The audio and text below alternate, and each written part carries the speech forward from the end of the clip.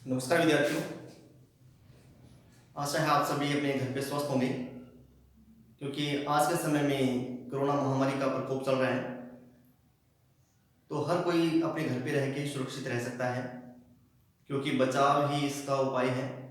जितना अपने बचाव रखेंगे तो उतना ही सुरक्षित रहेंगे। तो इसी प्रकार से राज्य सरकार द्वारा और शिक्षा विभाग द्वारा भी स्कूलों की जो पढ़ाई है, विद्यालयों की जो पढ़ाई है, उसको भी ऑनलाइन किया गया है, कि जिसमें विद्यार्थी घर पे रहते हुए सुरक्षित रहें और अपनी जो शिक्षा है, अपनी जो पढ़ाई है, उसको पूर्ण रूप से करते रहें, जिससे कि किसी प्रकार का शिक्षा के अंदर व्यवधान उत्पन्न नहीं हो। तो इसी कड़ी में हमारा भी यही प्रयास है कि आपको घर पे रहते हुए उचित जो शिक्षा है वह दी जाए। तो इसी क्रम में अपनी कक्षा 10 जो है उसका पाठ्यक्रम हिंदी का विषय हिंदी, उसका जो पाठ्यक्रम है, क्योंकि अपने हिंदी पढ़ रहे हैं तो उसके लिए हमें एक निश्चित पाठ्यक्रम की आवश्यकता होती है। किसी विषय को पढ़ने के लिए किसी निश्चित पाठ्यक्रम की आवश्यकता रहती है, और बिना पाठ्यक्रम के ज्ञान के कोई भी जो शिक्षा है हम पूर्ण रूप से सही तरीके से प्राप्त नहीं कर सकते, क्योंकि बिना अंक विभाजन के उसकी तैयारी हम कैसे करें, कौन से टॉपिक को, कौन से बिंदु को हम अधिक महत्व दें। तो इसी क्रम में सबसे पहले ये हमारा जो विषय है, जो पाठ्यक्रम है हिंदी विषय का, तो उसको 4 खंडों में बांटा गया है, 4 भाग हैं इसके। तो प्रत्येक भाग के अलग अलग अंक हैं। तो सबसे पहले हमें इसकी जानकारी होनी चाहिए कि कौन सा जो खंड है वो कितने अंक का है। तो इसी क्रम के अंदर ही पहला जो है खंड पहला, इसके 8 अंक हैं। 8 अंक जिसमें 2 बिंदु हैं इसके, अपठित गद्यांश और अपठित पद्यांश। अपठित गद्यांश यानी कि जिसमें कहानी, उपन्यास, नाटक, इस प्रकार की जो विधाएं होती हैं वो गद्यांश में आती हैं, गद्य में आती हैं। और जो पद्य है जिसमें कविताएं आती हैं, जो काव्य खंड में लिखा जाता है, जो गीत वगैरह है वो इसमें रहती हैं। तो जो अपठित गद्यांश है, जो हमने पिछली कक्षा में पढ़ा हुआ है, तो उसी के अंतर्गत ही गद्यांश दिए जाते हैं। 6 से लेकर जो 9 तक हमने पढ़ा है, उनमें से ही किसी गद्य पाठ का पैराग्राफ हमें दिया जाता है, अनुच्छेद हमें दिया जाता है। तो उसी के आधार पर हमें प्रश्नों के उत्तर देने होते हैं। तो ये है अपठित गद्यांश, वो 4 नंबर का है, और अपठित पद्यांश जो है वो भी 4 नंबर का है। इस प्रकार से ये कुल जो है 8 अंक का है। इसके बाद में खंड दूसरा जो कि 12 अंक का है। तो इसके अंदर निबंध लेखन और पत्र लेखन है। निबंध लेखन और निबंध लेखन जो है तो ये भी 8 नंबर का है।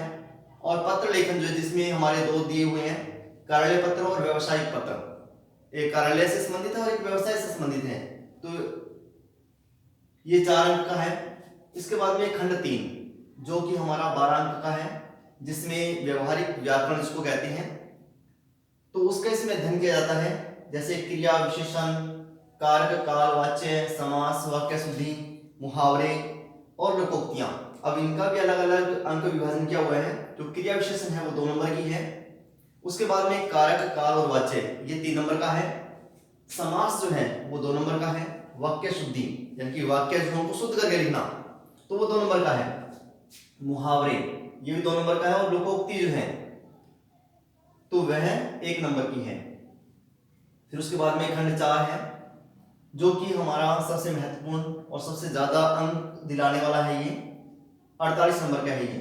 और ये हमारी जो पाठ्य पुस्तक है, हमारी जो हमारे पाठ्यक्रम में दी हुई है, हमारी जो मुख्य पुस्तक है क्षितिज, तो ये क्षितिज है जो कि हमारे 48 नंबर की है।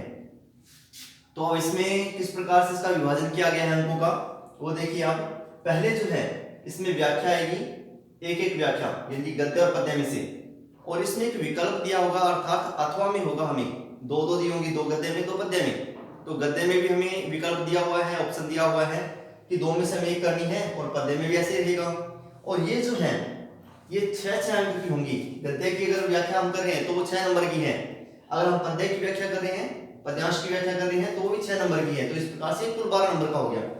फिर इसके बाद में दूसरा जो दिया हुआ है, 2 निबंधात्मक प्रश्न। अब गद्य भाग में से भी एक होगा और पद्य भाग में से भी एक होगा, और इसमें विकल्प दिया होगा, जो कि 2 × 6 यानी कि 2 प्रश्न है ये, और 6 नंबर के होंगे ये भी। यानी कि गद्य का जो निबंधात्मक प्रश्न है वो 6 नंबर का, और पद्य भाग का जो निबंधात्मक प्रश्न है वो भी 6 नंबर का। तो इस प्रकार से दोनों 12 नंबर के होंगे, और इसमें भी विकल्प दिया होगा, विकल्प मतलब अथवा में दिया होगा, हमें उसमें से एक करना है। तो इसके बाद में है 6 लघुत्रात्मक प्रश्न।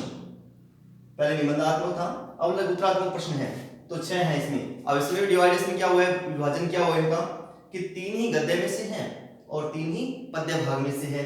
तो इस प्रकार से 6 प्रश्न हो गए, 2 नंबर का एक प्रश्न है, तो 6 गुना 2 बराबर 12 अंक। तो ये जो है लघुत्रात्मक प्रश्न जो है वो हमारे 12 अंक के हैं।